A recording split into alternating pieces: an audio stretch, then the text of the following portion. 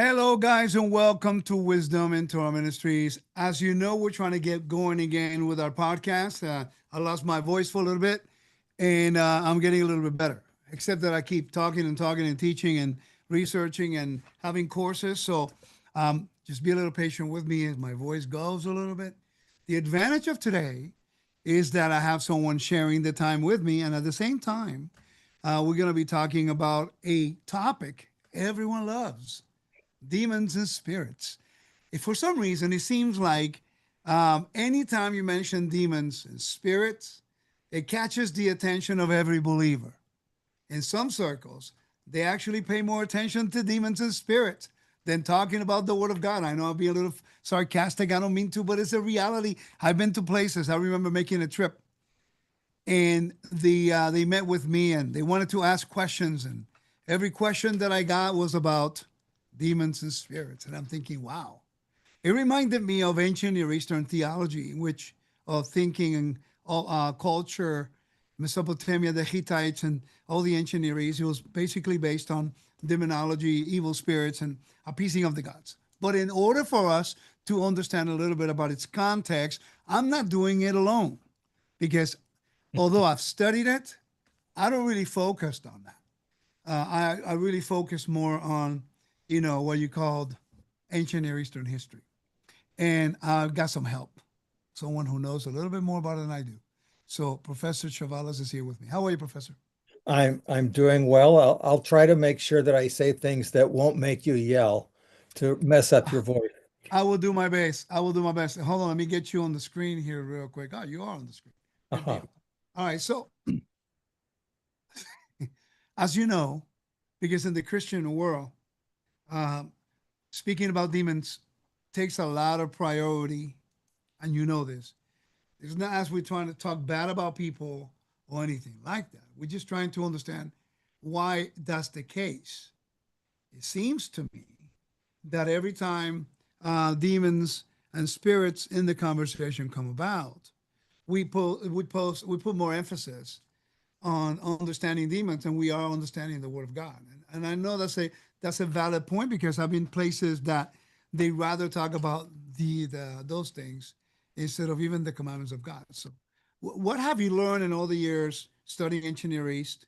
And actually, we were just talking about Milgram talks about it in his book, and right, and impurities, and even the Bible speaks on this in regards to rituals. If you allow me, real quickly, there's something I like to read here, real quick, which is um, I don't know if you can see it. Let me see if you guys can see it.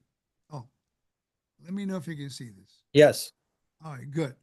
So this is from the Lexham Bible Dictionary. It says demons was a conviction of the Old Testament period that some foreign gods were types of demons. At times, Israel sacrificed to these demons in Deuteronomy 32:17. We are commanded not to. They sacrifice to demons, not God, and to deities they have not known, never known, and new ones recently arrived, whom your ancestors did not fear. And then let me continue. Israel is condemned from sacrificing her own sons and daughters to these demons, sacrificing of the firstborn. 106, Psalm 106:37. They sacrifice their sons and their daughters to the demons. Moloch, specifically in Israel. So in these contexts, the demons are not deities, but less powerful spirits. They are mentioned in Mesopotamian texts, which you come into play here, as defenders of various people and places. During his reign, and this is really what piqued my interest, and I want to start with Yeah. this.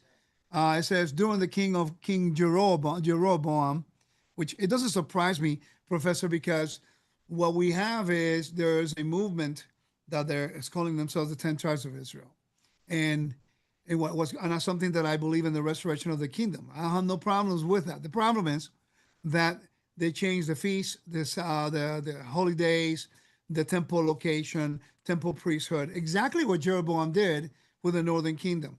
And it's interesting that the same focus that they have is what today these people have in demons and spirits. Let me continue. It says, during his reign, King Jeroboam appointed priests over goat idols. Second Chronicles 11:15, and had appointed his own priests for high places and for the goat demons and for the calves that he had made. This is concerning to me. Would you agree? Absolutely. My goodness, it's just And that is terrible. interesting that is taking place like this. And it's fascinating to me that that's in Chronicles, which doesn't have a particularly much of an interest in the Northern Kingdom because it's Yeah. long gone. But so the fact that they're bringing it up means that they're really appalled by it. What an abomination. I mean, talk Yeah. about Yes. doing something that, I mean, it talks about these goats or hairy ones who are demons or satyrs. Was that what they call it? Satyrs? I, Satyrs. In satyrs, thank you. yeah. Idols of some kind. This practice in violation of Leviticus 17:7, which is so that they may no longer offer their children for goat demons to whom the prostituted themselves. I mean, it's like a chukat olam. There shall be an eternal statute forever. Wow, how concerning is this as you were studying ancient Near Eastern history to know the prevalence myth of goats in the ancient Near East? Well, it's it's actually much more prevalent than you can imagine. I think that when you look at Mesopotamian texts, there is an enormous amount of information on demons, or at least put it this way, spiritual forces. And for them, it's kind of like ancient Greece. The daimon in Greek would be a lesser heavenly being, not necessarily good, not necessarily bad. In fact, usually they were rather indifferent to humans, but sometimes they're malevolent, sometimes they're benevolent. And I think it's the same thing in Mesopotamia. They didn't have a word for demon. They simply had a word, and that's why I sent you that article by John Walton. I think he puts together, I think, a nice um, categorization of all those things. But in Mesopotamia, you really lived your life in fear of these second class heavenly beings, uh, and you did everything in your power uh, to try to deal with them, including, I mean, put it this way, since they don't separate the natural and the supernatural world, anything that happens to you, let's say you have for example, you've had a problem with your throat, and your voice has been raspy. In Mesopotamia, you would have to consult two doctors, maybe a physician that would look in your throat and give you the naturalistic explanation as to why you're having this problem. But then, of course, they might even, if it continued, they would probably bring in the Ashipu priest, which was what we might call a witch doctor, who would come in and say, "Oh, the reason you're having this problem is because of a particular demonic force." And so he'd be looking in his manual and say, "Oh, if the throat is raspy," by the way, I'm making this one up. If the throat is raspy, uh, it's because of such and such a demon. Maybe it's a female demon, Ardat Lili, or uh, whatever it is. And so you can't simply deal with the naturalistic issue. You have to do something else. In fact, I can even give you an example that I put in one of my edited volumes. This is the one on women in the ancient Near East, and the article in here by Joanne Skurlock, who we've brought up a number of times. She she's she basically understands that in Mesopotamia you mixed medical and spiritual, or magic and medicine were fused together in a sense to create one thing. We like to try to separate them because of our naturalistic understanding. So here I'm on page 101, and she gives you real quickly, uh, uh, this individual has a particular syndrome. If he continually cries out, my insides," he continually raises his pelvic region. He has a confusional state comes over him, and when they come to him, he continually talks in a frightful manner.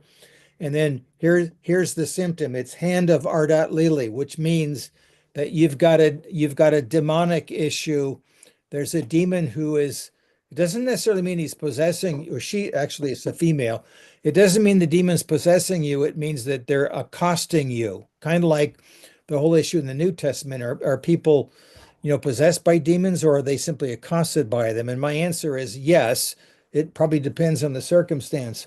So you've so at that point, the Ashipu priest is now going to tell the individual after they get their money, this is what you have to do about it. In other words, we have to go with it. We have to do it together. And so the priest will now take out his manual and he'll now give a complete rundown as to how to deal with this particular issue. And by the way, it's ridiculously complex. And so here I'll just make another one up.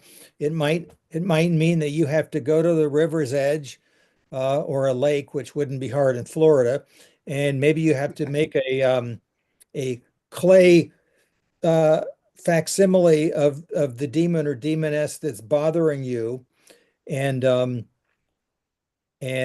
maybe it's a demoness who was there's the demons are as complex as there are humans. In other words, there are as many different types of demons as there are humans, and maybe even more. And so this might be a demoness who's a ghost uh, of a former human. And if it's a woman who never gave birth, maybe she's accosting you for whatever reason. Let's say you were having a problem, you know, in terms of procreation or whatever. You couldn't do this, then you would the So priest would give you particular things to do. so that let me ask you a question on that, because you just mentioned something dealing with fertility, okay? Yes. And as you and I know, in the ancient Near East as well as in Israel, because the worship of Moloch was done in the Hinnon Valley, which, by the way, when you go to Israel with me in November, I'm going to show you Yeah. the Hinnon Valley, which is where Gehenna was.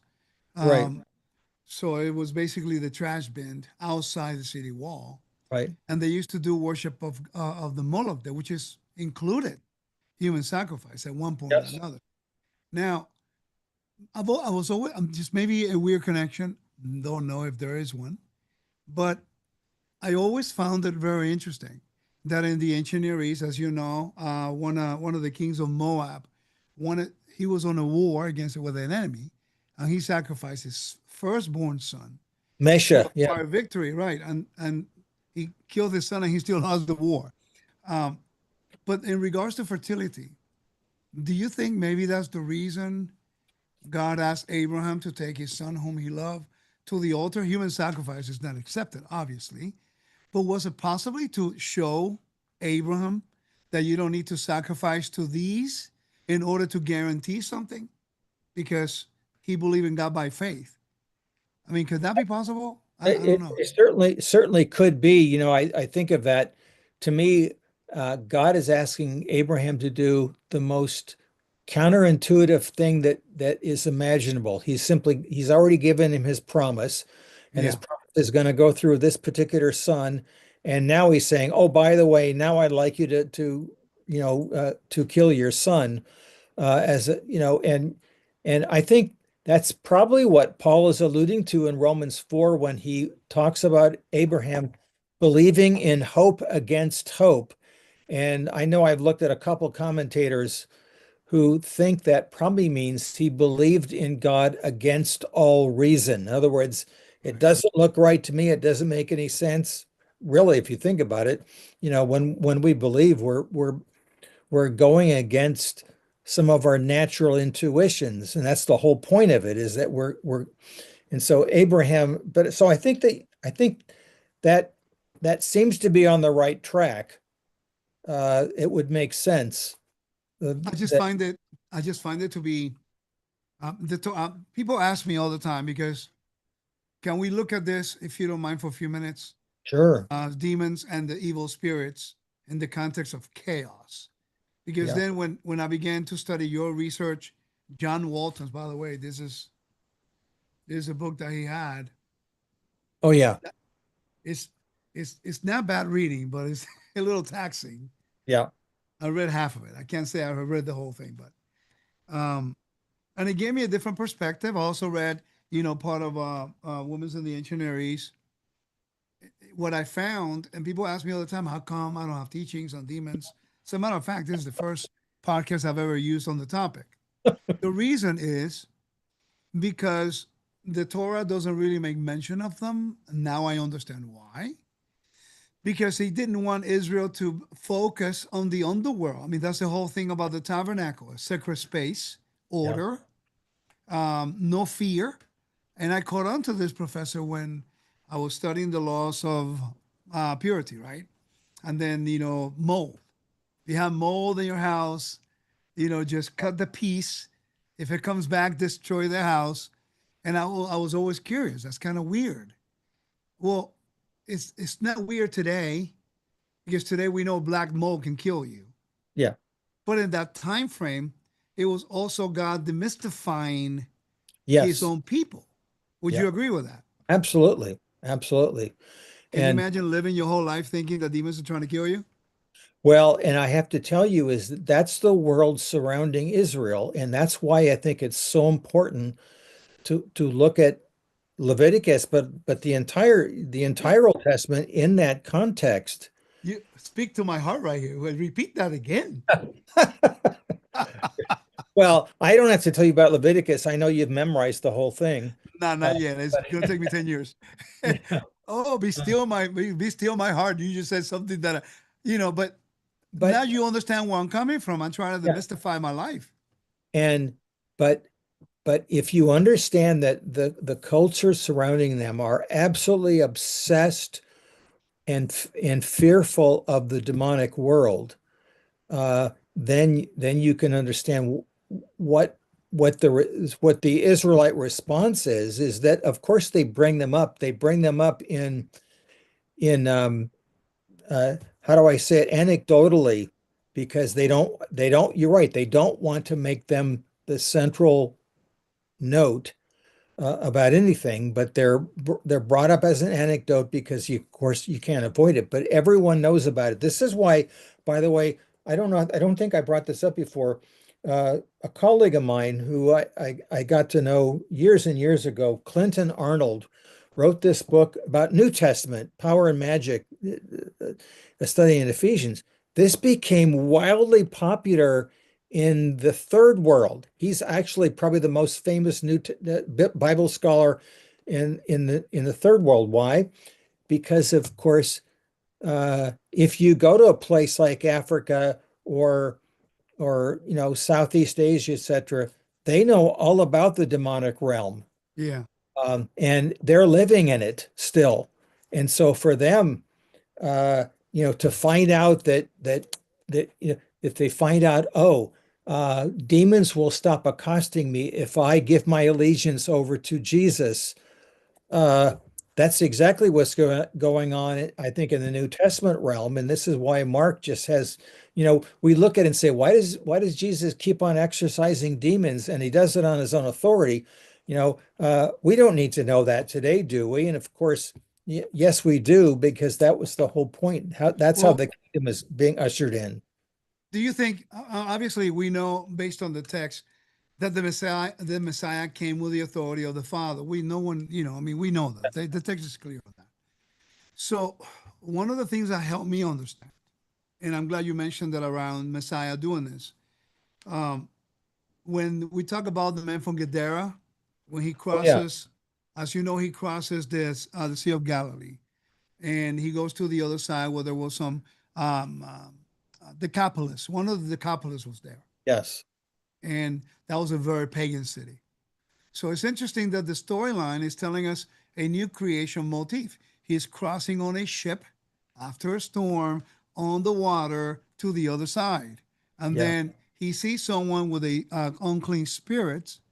What's interesting is it was actually, what was his name that made mention of this? And I never caught on to it. And he removes the spirit from the unclean man who's a Gentile. Then he puts them on the pigs. The pigs go to the water and they drowned. And you know yeah. ancient Near East, so that's divine judgment from chaos. Yeah, and I think the demons are going back to the underworld by doing that. They hate Right. water. They hate water. But the whole thing that I want to connect this to is that I look for the banner of the 10th Legion. and it was a boar. Yeah, and by the way, they've recently found a pig cemetery uh somewhere up in that region, a Roman pig cemetery where Romans would be buried with uh pig parts or whatever. And Wow. so there's probably all sorts of stuff going on there. But I actually in my podcast, uh my host Keegan is was pushing me to talk about the swine in Mark chapter 5. So I'm actually going to do it in the next few weeks, um, and talk about this whole issue, because I think the swine, the fact that they're swine simply shows it's a Gentile area. And it's really weird. People are saying, well, this doesn't make any sense. Why would swine all go together and jump off a cliff into the water? Right. And my answer is, well, that's to prove that the demons are there, because otherwise pigs don't do that. You Well, know, do you think there's also an anti-imperial message that is going to the oppressors, yeah. that the oppressors are going to be judged because the water represents the chaos, they're unclean. I mean, there's a host of things you can gather out of that. Yeah, I, But I would say that that's really implicit. Uh, it could be all that. I mean, in other words, to me, it might be kind of yeah, a side issue. Oh, by the way, because of course Mark's writing to an audience that probably is, if they're not wholly Gentile, the tradition yeah. is he'd be writing to a Roman type audience. But don't you think, though, based on that, that when the audience today, when they read that story, they're not focusing on the message behind the message. They're only focusing on the miracle. Yeah, When in fact, the whole event is trying to circumvent a particular problem that God is sending His Son to restore the cosmos, to restore order, to demystify everyone, and to redirect them to God.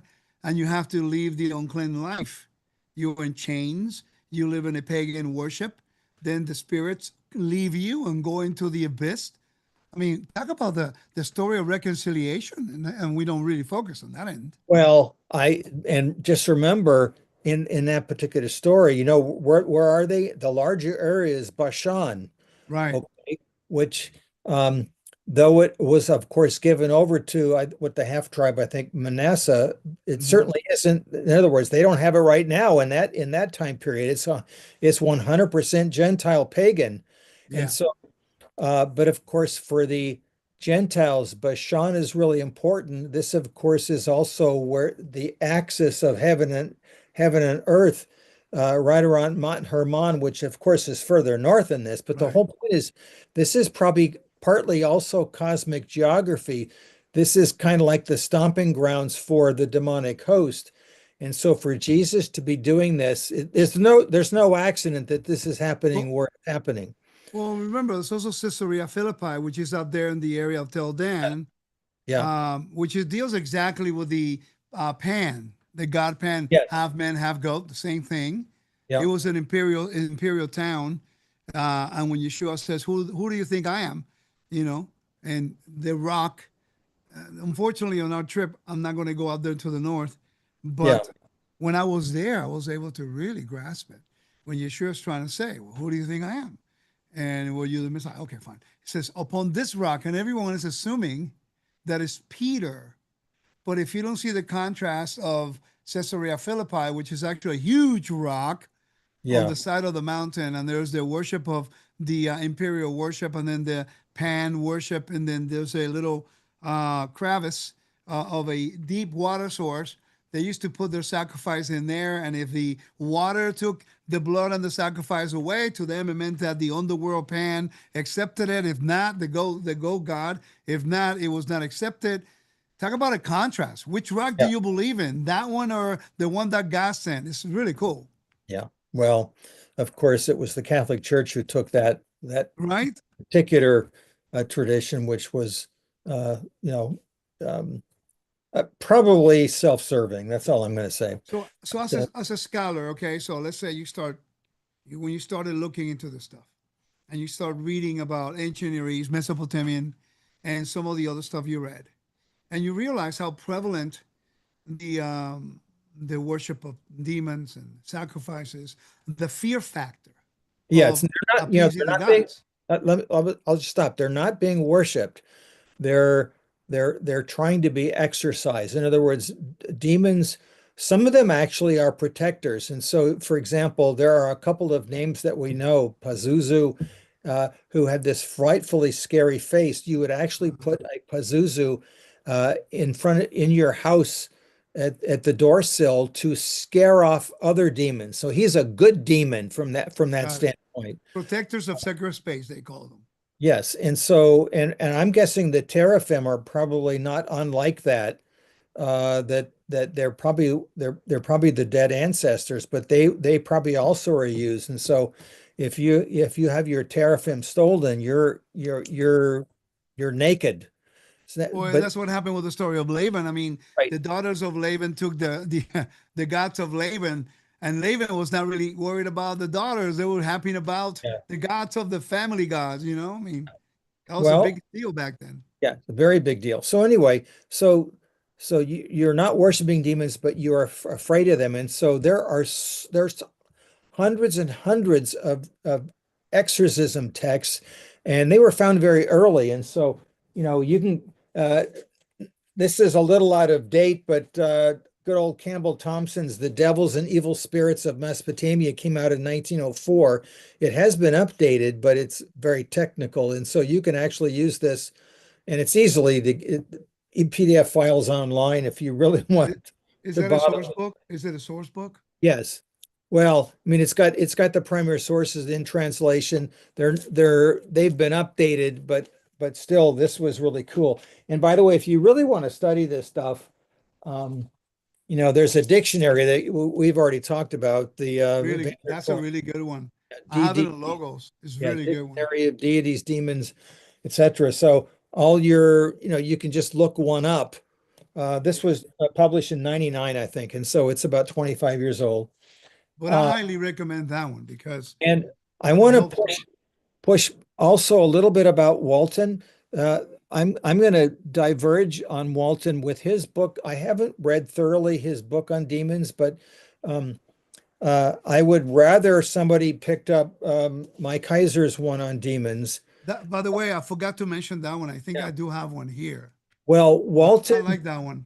Walton in many respects has come to the point of thinking that even demonology in the New Testament is more of a medical issue. And so he discounts the whole issue of of of, of demonology being literal and real. And so I would look at his work with a little bit of suspect.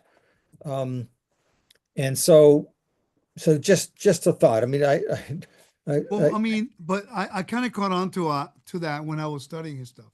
I have Heiser's and I also have Dictionary of Deities and Demons. Looking at Walton's, when you get to really go deeper into his stuff, you realize that sometimes he thinks some things is more metaphor, some things, So it's like you said, you read it, but you have to understand that it also has his own perspective on certain things.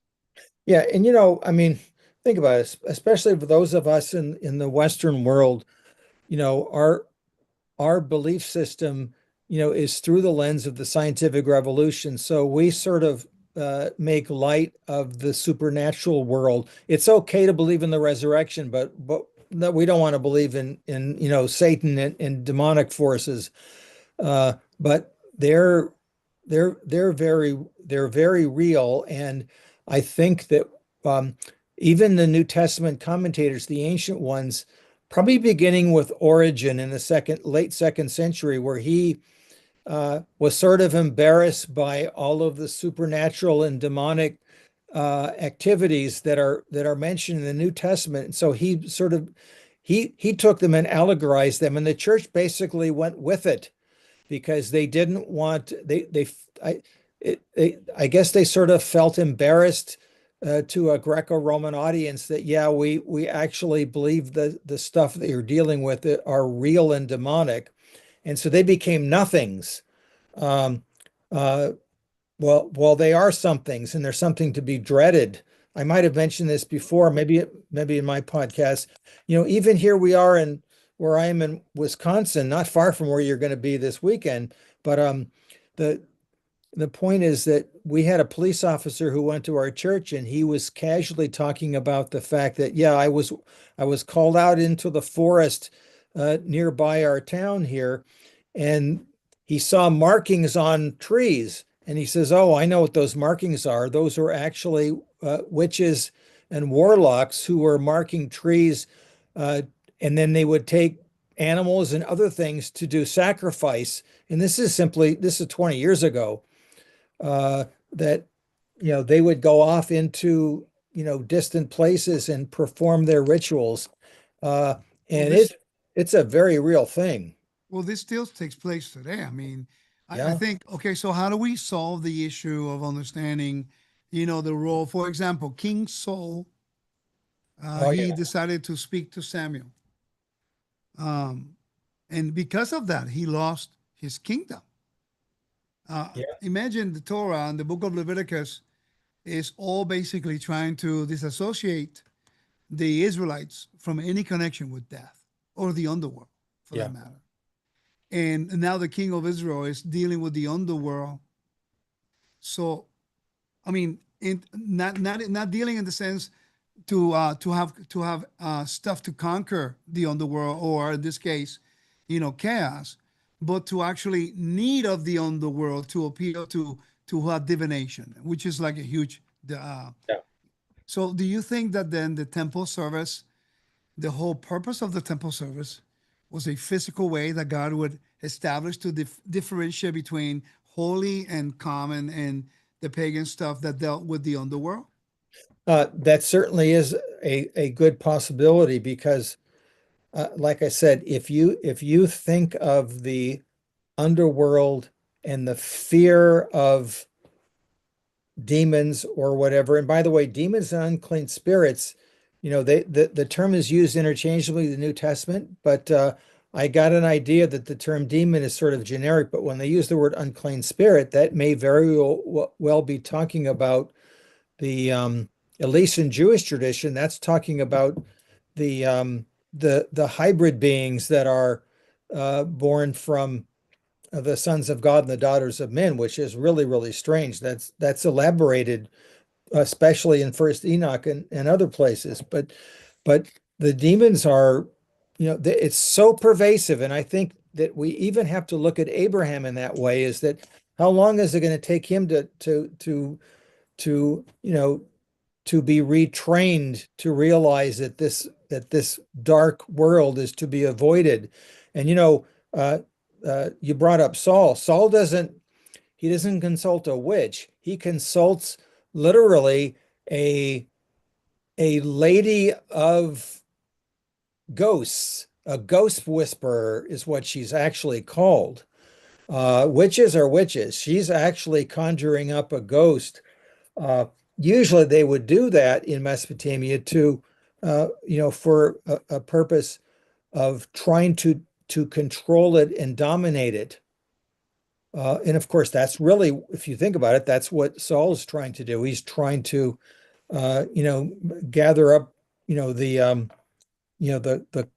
the ghost of Samuel, to achieve his own purposes. So I got a question.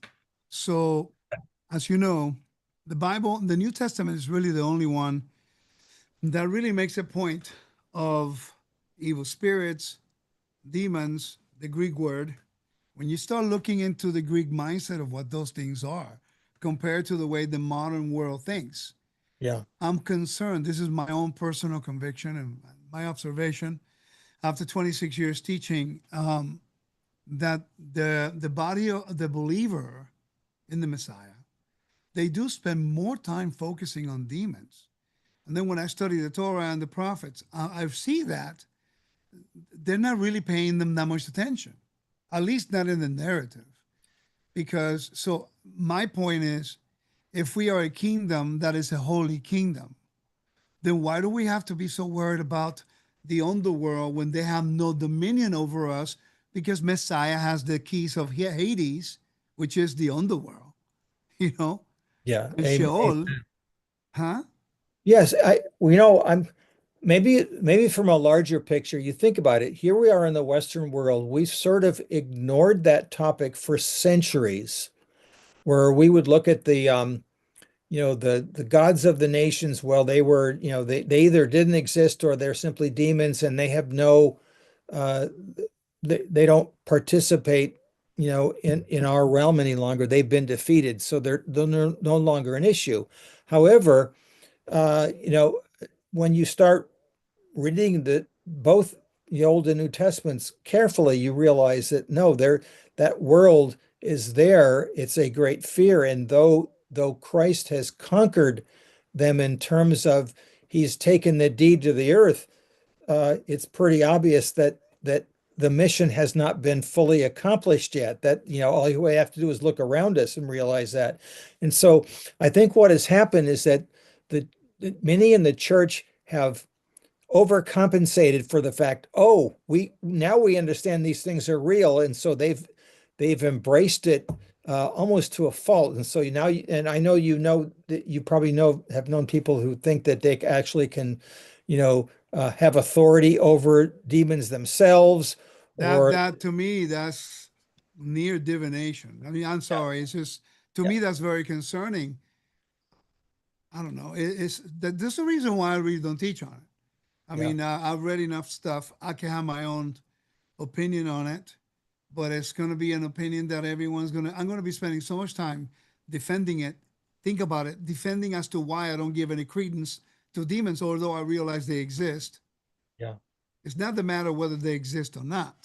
It's the fact that do they have any authority over the kingdom of God that is supposed to be holy, consecrated for God? So can demons and the presence of God, can demons dwell where God calls something holy? That's my question. yeah. And once I understood that, then it became a little easier for me to understand why the Torah and the prophets doesn't really give too much credence. As a matter of fact, the whole day of Yom HaKippurim, the Day of Atonement, is exactly to get everyone's attention to say, you repented, the blood of the other goat is going to be ratifying the covenant.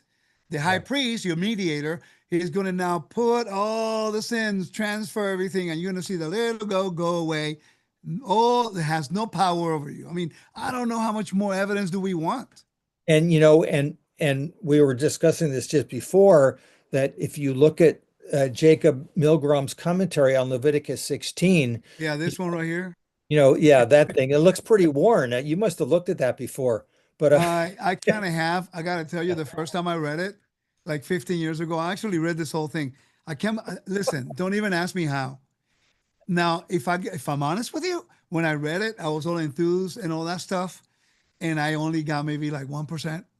I think now pretty I'm good. revisiting it. I'm understanding a little better Yeah, because of ancient Near Eastern history. I can think I yes. could grasp it much better. But our fear is why. So what's this goat? Why is this goat called Azazel? Well, it's pretty obvious now. Azazel clearly is a demythologized. It's actually a demonic goat goat demon or something. I don't know, explain it. But the point is that why is it being sent out into the wilderness? The wilderness is where demons are. Right. I really like this quote by Milgram on page 170, that 1072. He says, elimination rites are therefore employed to drive the demons from human habitations and back to the wilderness. Hold on. Let me see if I can get it here. Yeah. Uh, elimination, right? What? I'm on page 1072, about, I don't know, about 8 or 10 lines down. Um, First full paragraph. Okay. So Oh, here we go. Elimination rights. Let me see if I can share here with us so they can yeah. see it. Can you see that? Yes, perfect. Perfect. You You got it. are All right. right here. You are right here right now. Go ahead. So elimination rites are therefore employed to drive the demons from human habitations and back to the wilderness, which is another way of saying that the demons are driven back from their point of origin, the underworld. And then he gives a very interesting quote from a Mesopotamian exorcism. May the spell go out from the patient and vanish in the wilderness. May it meet a strong ghost, and may they roam the desolate desolated places. And of course, for Mesopotamia, the wilderness is where the demons were, and it's also the connection with the underworld. He gives the reference here, and you could even, I bet if you clicked on BRM, you'd actually find the Babylonian text. It just tells you where they are, but I Right. happen to look it up and it just describes it. And that article by Tawil in 1980 is about Azazel, and he's the guy who wrote that Akkadian Hebrew dictionary that we talked about, which Right. you really, really smart guy. So, and then the summary. Thus in Israel, the goat for Azazel, bearing the sins of Israel, though it is bound for the wilderness, is in reality returning evil to its source, the netherworld. Okay, so let's Yeah, stop there for a minute. yeah, Let's break that down because, as you know, I'm trying to um, get a better grasp on the book of Leviticus, Leviticus 17, Leviticus 16, understanding ransom on the blood, which is something that you know, and I want to thank you because you're hearing me out all the time. But this actually proves the point of what I'm trying to cover. I mean, the whole idea of the temple service and the tabernacle, the offerings, and the whole Yom Kippur service was actually to show us that God and God alone is the one who has dominion over the underworld, how yeah. it preserves its people from any influences. And what I find peculiar, Professor, is that Israel's sin, according to Leviticus 16, verse 14 to 16, is actually their transgressions, their pesha, their rebellions, and also their sins that defile the temple. So the whole sequence of the service is to cleanse sacred space and to send evil outside. So would it be like some type of an exorcism in a way, if we can use that word? Yes, obviously it's not a true exorcism, but Right, right, all right. I would say it's imitative exorcism. In other words, it looks like what's happening in Mesopotamia, but the meaning behind it is so completely different uh, that we're removing it. You're right, we're removing it from sacred space. Uh, and why are they using the same type of imagery? It's because that's the world that they live in. They can't escape that world. God's basically, changing things one building block at a time. And so they're living in the ancient Near Eastern world where demons and unclean spirits, etc., permeate everything and are are terrifying and controlling. And so this is a way to basically tame them, I suppose, domesticate them, and at the same time, you're right, making God's space holy and completely, you're right, completely spotless. And so it had Isn't to that the constantly message? happen. Why then? How come and why do you think that the message of that is not translating to the first century? I mean, when you talk to people about the miracles of Yeshua, for example, he heals a leper. Well, he really didn't heal him, but the leper recognized him as the authority. And as he's walking towards, he touched one of them. The other ones, he sent them to Jerusalem. As they're walking, they're healed. And then he resurrects a dead Lazarus. He does it on the fourth day, not the third day, because of what they believed in the first century. Then he talks about Hades. And if I may, give me the opportunity to read here from Hades, because again, a lot of people have argued with me. And again, I understand that when you study ancient Near East, you're going to have pushback because we're trying to understand a text written for them, to them, like John Walton said, Yeah. not to us, but for us, because we still deal with the same problems in Yeah. a different scale, but the same thing. But why do you think there's so much resistance to understand the Bible from its cultural background when, in fact, when you study the Ugarit, when you study Egyptology, when we study Mesopotamia and the Hittites, it only enhances the understanding of the narrative. For example, I went back talking about, hell, and everyone talks about hell in the New Testament. But you go back, it's Hades. So I looked it up. So Hades, when I went to Turkey and Greece, that's when it really makes sense. I began to go, wait a minute, what's the message here? So Hades is a Greek name for the underworld and its ruler, Right. as it is in the case in the Bible. The spelling of the name sometimes varies. Hades, whatever. And the etymology is debated. Now, the most recent analysis is linked on the root, but if you keep going, it says most likely Hades first denoted a place name and was only later personified. Only the personification will be discussed here, right? So it occurs in the Septuagint 111 times. But the whole idea is that in Greece, it was a shadowy god in Greece who has few myth and even fewer cults. So when you Right. read the miracles, right, in the New Testament in regards to talk about the keys of Hades or whatever, it's talking about authority over the underworld and over chaos, which is Yes. the whole message from Genesis. That's exactly right. You're right. That's the whole point. You know, you think about it, the serpent really is the ruler of death and Hades. And so in Peter, when Jesus dies, when it says he descended into hell, no, he went to the netherworld to proclaim victory to the enemy. Exactly. Guys, you guys Yeah. lost in your face. Right. You have lost. And so, when you think of the Apostles' Creed, why did he descend into hell? That's really weird. And usually, ministers will often just uh, bypass that passage because it's too difficult, or it doesn't appeal to our modern sophistication to deal with, and it's wrong. But now, in regards to the pushback, I know that we've done 20 plus of these. You personally understand how complicated and difficult it is to venture into the ancient Near East and and and to understand the Bible. You realize that if you're stepping into the Atlantic Ocean, you've just basically stuck your toes in it right Yeah. now. True. You know? Absolutely. And maybe I'm further. Maybe it's a half of a foot that I've got in, but it's still, the comparison Still a is lot. minimal, is that there's so much out there to try to understand. But you think about it. You ask the average person, or let's say a minister, they're not trained to do this in seminaries for the most part.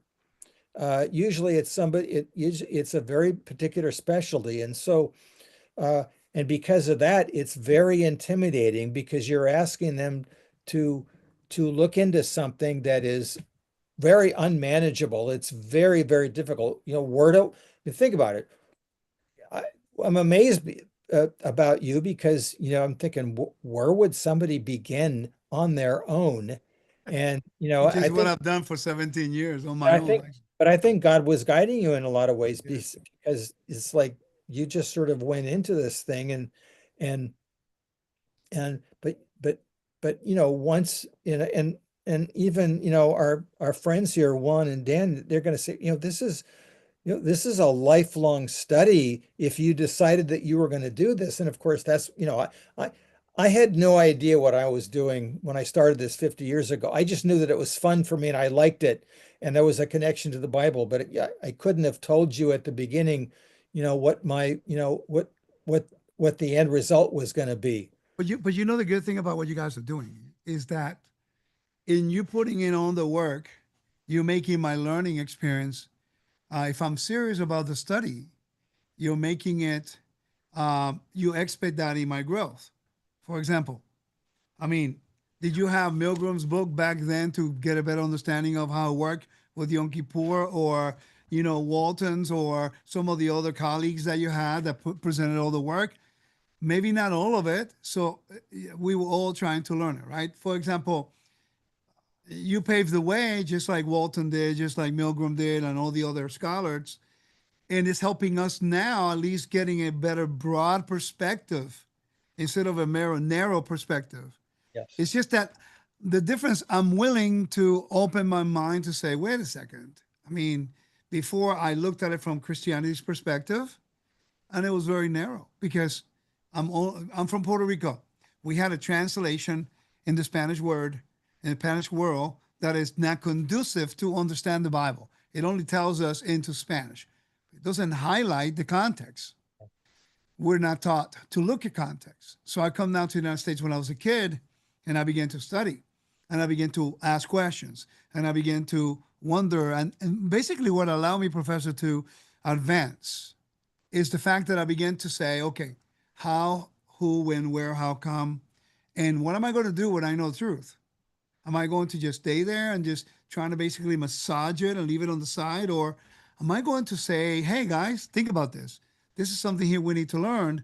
Because if you don't know that context, religion will come in and will manipulate the information to reshape the person to become exactly what the Bible's telling you not to become. Demonology is the example. Yeah. The Bible is telling you, do not even deal with that. It's not your realm. Your realm is the realm of life. What do? We're looking for a demon in every corner, and I have a problem with that. And I know I'm not very popular when I say that, but I'm not saying they do not exist. I'm just saying that we are not called to fear them or to entertain them and to look for them because we are now a vessels of holiness. You know, Amen. I absolutely agree. I think that though you're right, though it's become popular, why are you concentrating on the negative forces?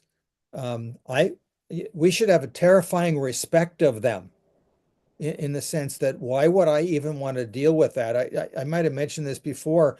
Remember when I was working at the grocery store, there was a fellow who came in who said he was the devil, and jeez. though he might have been loony, I remember one time he looked straight at me, and he told me that I was going to die, and I realized at that point, that was a spiritual issue. This guy probably Yeah. did have some demonic issue with him, but spiritual warfare is not in fact, this is a Mike Heiser paraphrase. Spiritual warfare is not, calling out demons. It's proclaiming the gospel. Well, yeah, exactly. Chaos over order, Yeah. order over chaos. That's the whole message. Can I share with you a personal experience that happened to me a long time ago? I was living in Puerto Rico back then, and I was not really into ancient Near East at that time. That was 2004. And I moved to Puerto Rico, and I went into my sister-in-law. She has a store, a health food store, and that's really when I understood the realm does exist, but you're not to be afraid of it.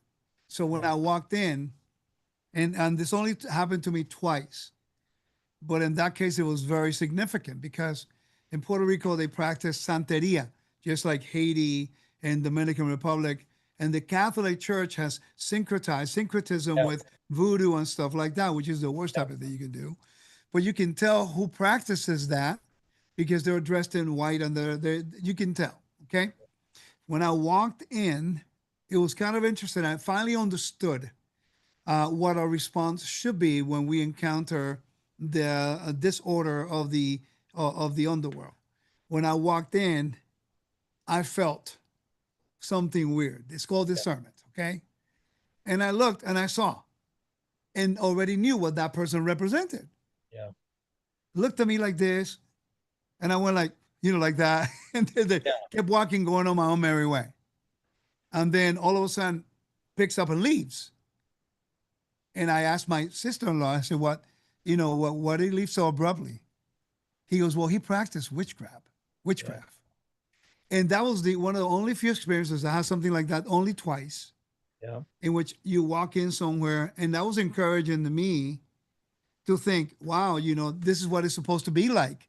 That if we are walking in the light of the order of the kingdom, that when you walk in somewhere, they run away from you. That's the way I think the way it should be.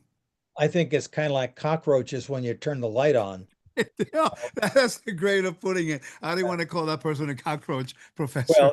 but you know what I'm saying is I that know what you're saying. they when they see light and they can feel it, because of course if God's spirit is in us, they recognize that, you know and so they're alarmed by it because they know they're looking at the victorious realm, the one that's already announced victory, and all they have to do is basically do to me, it's kind of, I don't know, kind of like D-Day. Now, of course, D-Day, we look back and say, oh, June 6th, D-Day, they won the war then.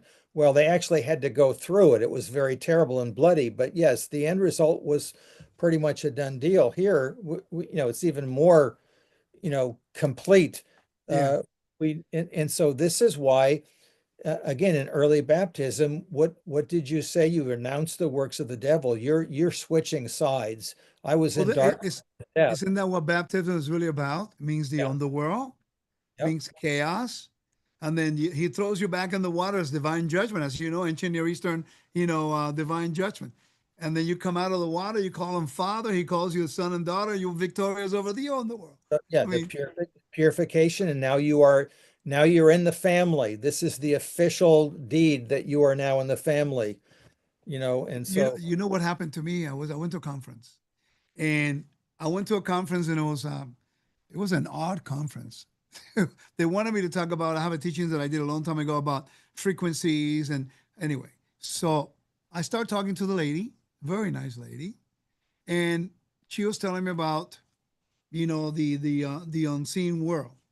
Well, the conversation come up. yeah. And she goes, I grew up where my family were high level, the devil worshippers. Mhm. And she says, my grandfather was actually heavily as one of the premier guys in Panama, you know? And he said he told her, it was quite interesting because then I understand what it says. No weapons formed against us shall prosper. And then when Balaam says there's no witchcraft or divination against Israel, I understood it then. She told me, she says, I could put spells on everybody. She said her grandfather told her that. So I could put spells against anybody except the people of the book. And to me, that was kind of interesting because I'm thinking, this guy's not a believer. He is a devil worshiper. But then he's actually repeating something that is found in the Bible in the story of Balaam. Yeah. So my question is, what is our job in order to keep our bodies a sacred space so that we do not open the door to the occult? And I believe that's when we open the door to the occult to entertain these things. Exactly right. So we do the opposite. We proclaim truth. We we we then exhibit the characteristics of being an image bearer, love, joy, and peace, and all those other things. And I think we have to have a healthy respect of it because here I am. I'm just a human being, and so I can't speak for God and know, any particular thing. I don't have his authority, and so if there's a demon, etc., I'm going to have a healthy respect, and I'm not going to assume, how God is going to work through someone. That's up to God to decide, not me. Yeah, So I want to, you're right. I want to avoid that stuff. Kind of for like, sure.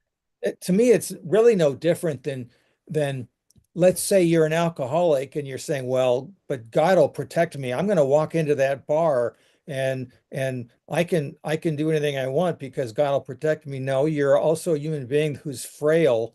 And so the last thing I want to do is to participate in something and be tempted by it. So I realize the demonic world is actually very powerful and very dangerous. And even though Christ has overcome it, the war isn't over yet. But do you think that the whole purpose, the whole premise that the Bible storyline is trying to tell us? Because I see the same story repeated everywhere. And just so happened that, like you mentioned a long time ago when we started, a lot of the things from the ancient Near East carried over to the Greco Roman world. No one can deny Absolutely. that. And if we do not understand what these things represented in the ancient Near East, then the Greek and then the Roman world, then we're going to be playing with fire. So, would you mind if we identify some of the terms and you can give us and guide us through here real quick, if you don't mind? Sure. I made a little bit of a list of the research that I was doing. So, and this is something that you already know. So, feel free to just tell us a little bit. But I want the audience to understand the ontology of the identity. For example, demons, often called Sedu, Lamazu, I'm pretty sure you can pronounce them better than me, were spiritual beings, neither fully divine nor human, tied to natural and cosmic forces, associated with illness, misfortune, chaotic forces. And that's really an important thing here. And that's Yes. why in the ancient world, sickness was considered to be the realm of the underworld, right? Yeah, absolutely. And so those three terms. In fact, the first one, the sheddu, when you have a little hat on the S, it's the SH sound, by the way. But Okay. it's actually got a cognate in Hebrew. The Shedim are mentioned a couple times, and they're oddly enough in the Bible it says that you're not to worship them because in here demons aren't worshipped in Mesopotamia. They are there either to be benevolent to help you or usually to harm you, and so you have to deal with them. There's no explanation in any myth as to uh, why they even exist to begin with, but they certainly do. The utuku is simply a generic word for demon, and usually they'll talk about them. They'll call them the utuku lemnutu, which means evil demons, because evidently not all demons are evil. In fact, that's the whole premise of this 2-volume work by Campbell Thompson is to look at about the 20 or so texts which are exorcisms. How do you get rid of a demon who's accosting you? Uh, and so, and the Lamasu are part of that too. In fact, they're actually one of the female demons in Mesopotamia. They're called Lilitu, and that term is Lilith, which is mentioned uh, once or twice, uh, once or twice in the I think it's might be Isaiah, if I'm not mistaken. Yeah. Uh, but anyways, and of course Lilith plays a significant role in intertestamental traditions, in Jewish traditions.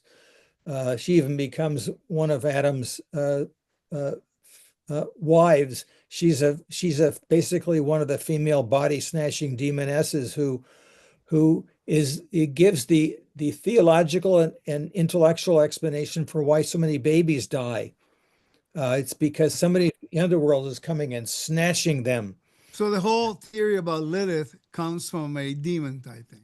Yes, and See, Lilitu, this is what I mean, and this is what I even though I have a lot of respect for Jewish writings, I do, and yeah, I just like I have respect for some very solid scholarly Christian scholars and Jewish scholars. But the whole thing of Lilith and whatever, I never really subscribed to it because I understood some of its origin, and that's a problem. We yeah. can fall into the same mindset. So the same thing could happen within Judaism as well as it has with Christianity. Well, and speaking of the Jewish traditions, I look at the Jewish traditions in the same way I look at the early church commentators. They're very good, they're very useful, but I'm going to look at them with a critical eye to see if they match up to the holy authority that we have. And sometimes they do, and once in a while they don't. Um, you know, I recently on your podcast, but also on mine, I talked about Nimrod, and everybody has their opinion on who Nimrod is. And somebody says, well, Nimrod is Aramphal in Genesis 14. I said, well, so I said, how do you know that? And the guy wrote, well, it's in the rabbinical sources. I wrote back and said, well, that's interesting. Some rabbis say it's him, and then other rabbis say it's not him. So how do you determine which one's right? The guy Right. never wrote back, of course. But the point is that that our Jewish and Christian commentators are very useful. It helps me understand things, but they don't have the same authority. Well, yeah. I mean, that's I understand what you mean. Let's. I have a few more minutes, if Yeah, we may. sure. Let me do a few more of this. Let's see if you see it. Let me know if you see it here. Yes. Okay. Talks about in the New Testament, it's called the ammonia, Yeah. unclean spirits in Mark 3:22. Talks about that. Yes. And it represents hostile powers opposed to God's kingdom, not independent semi-divine forces. Right. It's linked to sin, idolatry, and deception. It's very interesting because it's actually connected with a lifestyle. This is exactly what I'm trying to tell people. Yes. It's connected Right. with a lifestyle in which, if we do the right thing, we're not going to be suffered through them because now we are vessels of holiness to God. Do you think maybe that's the reason why the language of the temple is used by Paul to teach them to get away from idolatry, immorality, rebellion, and sin so that Yeah. they'll be able to be vessels of holiness? And remember, he's talking to an audience that very well understands the whole issue of the temple and holiness. They Right. understand it much better than we do. You think about what you're doing. You're trying to reconstruct something that was already well known to their audience. Repeat that again because what you just said is exactly what I've been trying to say the last almost 16 years. I'm trying to do what? You are trying to reconstruct the belief system that was well understood in the, let's say, the first century, that Right. we've lost in ours. Right. In a sense, you're not doing anything new. You're, in a sense, in some respects, you can put it tongue in cheek, you're being very reactionary. You're trying to get back to the original to see what they were thinking and what it meant. And so you're right, when Paul is making all this temple imagery, it's very well understood. I think even by the Gentiles, it's not like, even the Gentiles, I think, understand it, because even for them, in their perverted way, for them, the temple was also sacred space. Very much so. By the way, somebody asked me recently, they asked me a question. They said, how would the Jews know if a Gentile could just pretend he's Jewish and go into the temple? And says a Gentile in the first century would have never gone into the temple. There was a sign that said, "No Yeah. Gentile who's uncircumcised." And Proceed. although the Greeks abhorred circumcision, but what people don't realize today is that people can go to just any temple around the world, and especially Americans, they have no idea, and they have no protocol of conduct. They just walk around like nothing. In the Yeah. first century, as well as in the ancient Near East, preserving sacred space was paramount. Yeah. Some people knew that if I transgress someone's threshold without respect, it could mean my life, either by the demons or by the people serving on that God. So the fear of their gods was really huge in regards to sacred space. And that's the reason why we really do not understand scriptures fully. And because we're not, we need to reconstruct the whole environment. Last question. Um, when you understood some of these principles and you went from a typical Christian trying to learn archaeology, and I'm just curious, I've never asked you this before, and I'm doing it on the air, so I hope I'm right in my conclusion because it's happened in my own life. So, as a nominal Christian going to school and then going to archaeological sites and studying the information, weighing out all the research, how more concrete has your faith has become in understanding what certain people are saying in response to what you already read and you found the evidence? How concrete do you feel in regards to what your life and your walk in the Messiah compared to people who are assuming based on what they think instead of what it is? Yeah, it's I think an issue of maturity. It gives me a deeper sense of peace. Like, all right, now I understand this better, and it gives me that sense of peace and confidence that to know that I'm on the right track. And again, like we've talked about before, and because of that, when I'm talking with people who don't see it in the same way, and I've experienced really what you've been experiencing, in my own podcast, looking at all the comments, Yeah. I have to realize, all right, I know why they're saying this, and so I have to appreciate that they don't understand what I understand yet, and so how am I going to get them there? And of course, that's a whole issue of wisdom, and it's not easy. Um, and like you probably do, you'll write something down and so I better run it by my wife before I send this off, or all right, I got this off my chest, now let me delete it, or whatever. And so the issue is the content, it's not me. And so in other words, I'm not- I have to make sure that I don't take it personally, because if I do, then of course I'm thinking about myself and not about the goal. um, and it's hard. It's a constant battle because, of course, here we are living in our weak flesh, and we're constantly, you know, being tempted by sin or faltering, even at the slightest thing, just getting perturbed at whatever it might be in your life. And so But so don't you think that's a little frustrating that you put in the time finding the information, and the only desire is so that the audience will get a better understanding of where the narrative and the context of the Bible, not to do away with their faith. And I mean, in a way, I'm glad you're experiencing that because you've been in the safety of your classroom for a while, in a way, you know.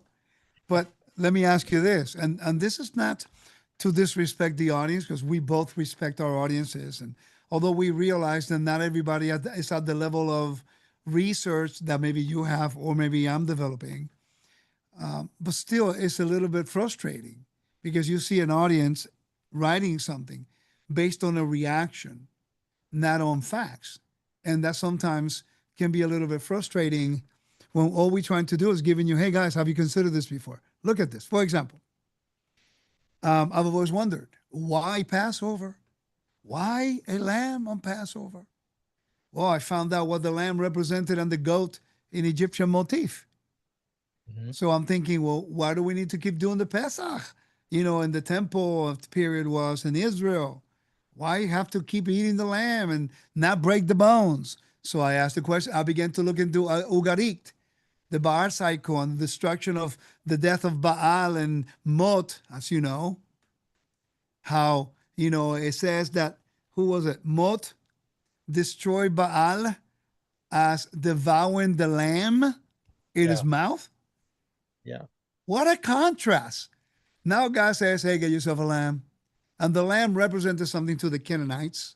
yeah. And it's actually that through Yeshua now who represents a lamb who was devoured by death, but then was vindicated by God from the underworld, now comes back to life. Oh my Lord, isn't that the whole motif of Passover? Redemption, deliverance from death? And remember, Paul says in First Corinthians, if the powers of darkness knew that Christ was going to be vindicated, they never would have killed him. Right. They had no So, idea. so as you know, the lamb represented more than just the body. Yeshua is not the literal lamb in the flesh. It Of was a course, representation of what the motif, what it represents for Israel and what it represented for the Canaanites and then the Egyptians. But it just so happened, Professor, that there was a myth within those cultures yeah. about the same message, about dominion over the underworld. And that's what everyone misses. And everyone would know it. It would be as if you and I are, I mean, here we are, we're completely and thoroughly immersed with American culture. There's Yeah. not much we can tell each other that we would have this universal understanding. If I just bring up the word McDonald's or Yeah. Super Bowl or whatever, it's like, okay, it so permeates our culture that if even if you weren't interested in hamburgers or football, how could you not know about them? And it's the same way as that the Israelites are so thoroughly immersed, in this cultural continuum from Mesopotamia all the way to the Mediterranean, and of course Egypt's another world, but but they it so permeates everything. They know all about it, and so here's this one little pinprick of light where they are, which is going to make them stand out like a sore thumb. And that's why I'm so amazed by scholars who when they first started studying this stuff, they said, "Oh, the Israelites look so much alike." Well, yes, they do on the outside, but when you start scratching the surface, you realize everything has a completely different meaning to it. They're taking all the imagery from the ancient Near East, and they're reformulating it and giving it and putting it in a completely different package, usually turning it upside down on its head. I mean, that's exactly what goes on with Passover. It's like, can you imagine the Canaanites? They used to first, the new moon of the year deals exactly at the time where the Canaanites used to worship Baal because of the sperm of Baal having sex with the earth, and a cosmic fertility ritual now brings out the first fruits, right? And then you have every Israelite, they cannot eat of the new grain until they wave the basket and the sacrifices on the altar, making it holy for God, dispelling anybody that it was Baal who provided the fruit, right? Then you Right. have the full moon, which is part of celebration of the Ugarit, full moon celebrations. And then you have the full moon on Passover. All of Israel is in a house, right? Eating of an animal that to the Canaanites are represented when their Mot actually defeated Baal, right? Talk about imagery, and we don't get it. And And to us, it's just a ritual, when in fact, it's a proclamation of victory over anything that deals with death. and you think about it, if it wasn't for our church tradition, you would look at that ritual, and this is I think what outsiders look at it and say, that really looks stupid. Why would you do all this stuff? Of course, it's because we've lost the original context and meaning to it. Because otherwise it looks so counterintuitive. And so now, yeah, you're trying to reconstruct it, and of course you're right. You're going to get pushback for doing it, but all I'm going to tell you is keep on staying the course, voice or no voice. You know, I appreciate the encouragement. Having you also share with me and doing it together has dramatically allowed me to be confident, because I don't know if the audience know. You're so not such a nice guy, and you're very humble person, and you're willing to exchange and interact, and not be offended or challenge and take it personal. Like if I'm asking questions, we have a great conversation. We become good friends anyway. I really appreciate you very yeah, much. And but the fact that you would already told me, you would have told me already, yo man, you smoking crack, you don't know what you're talking about. The fact that you're helping me understand better, because I want to be better. And just like I have my temple teacher who's really helped me understand deeper into the temple and what it means. But it wasn't until I started looking into ancient Near East and contrasting God's holiness, God's message, versus the worldview of the ancient world, that it makes sense. The gospel makes sense to me now. And what's interesting is that speaking with you and going to Turkey and Greece and Rome, I was able to see that in the first century language, it's the same message. yeah. It's the same mythology. It's the same mindset. And I think Yeshua brought it to the table, trying to tackle all those things in the first century, because the reality is that Israel become Hellenized. They have absorbed a lot of the myth of the Greco-Roman world. And I think Messiah was bringing them back to, hey, the power over the underworld is with the God of Israel. It's not with the Romans. It's not with the gods. It's not with ISIS. It's not with any of those gods of the Greco-Roman world, the Greeks or the Egyptians. What a powerful message! If only we go back to its context and its time and space to complement our belief in our faith today. I think it will be It dramatic change in our belief. it deepens it. And audience, let me tell you, I'm not just being a nice guy. Content is content. And of course, in a good-natured way, a Dodger would always want to make sure a Yankee is wrong about something. So if Rico was wrong, I wouldn't hesitate That's so sure. to tell him, hopefully in a nice way. But the point is that That's, we've had our discussions and we know where we disagree. yeah. And so the issue is not so much the disagreement, it's how we operate with each other. And what's interesting is that we disagree on certain things. It's never been a matter of division between us. I'm hoping, and this is the thing that people need to realize. Instead of you getting into a corner and be dogmatic about stuff, you have been willing to open the door dialogue to the point that you're willing to go with me to Israel. You've never been to Israel, right? Yeah. And you're giving me the privilege to take you. Hopefully, by seeing the environment, again, the culture, and you get to appreciate it because you dealt with that your whole life in your studies. Sometimes seeing something vividly right there, and you go like, oh, that's what you meant. Or maybe that's what, you know what I mean? And maybe that's why I understand where you're coming from, because I've been studying the same topics for a while. So I grasp it. I understand it. And even if I don't necessarily agree with it, I go back and say, that was quite interesting. Let me look that up again Yeah. and come to the better conclusion on that. And I think we should be more like that. That even though we may be in different places, but we have two things that keep us together. First of all, the love for the God of Israel, the God of creation, Yep. and the love for His Son, the Messiah, and also for the history, understanding what we're trying to accomplish, and getting to be better believers. That's really what we're trying to accomplish together. Amen. And If not, then we're going to be wasting time pretending we know everything.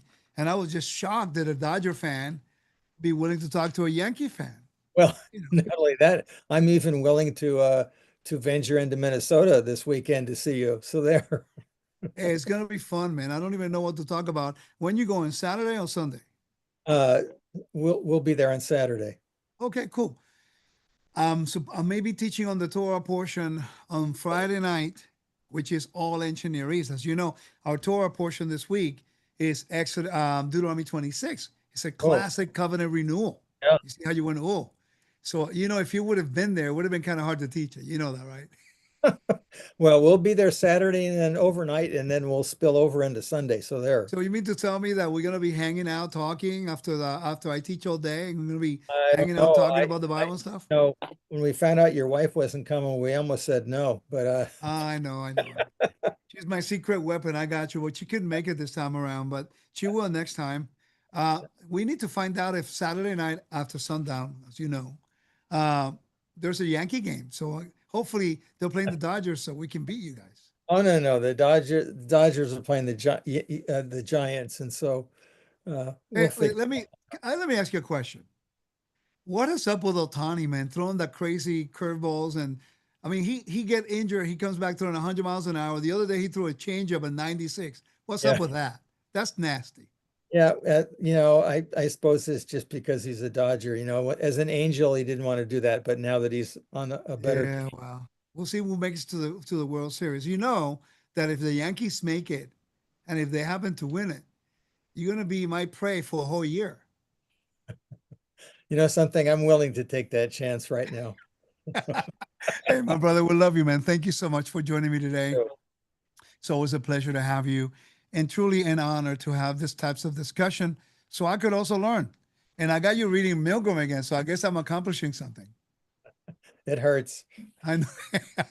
Hey guys, remember, please um, uh, subscribe to the page on YouTube, hit a like, hit a little bell, and share with your friends. We're going to continue to do these. Professor is very kind to be willing to meet with me every month, every week.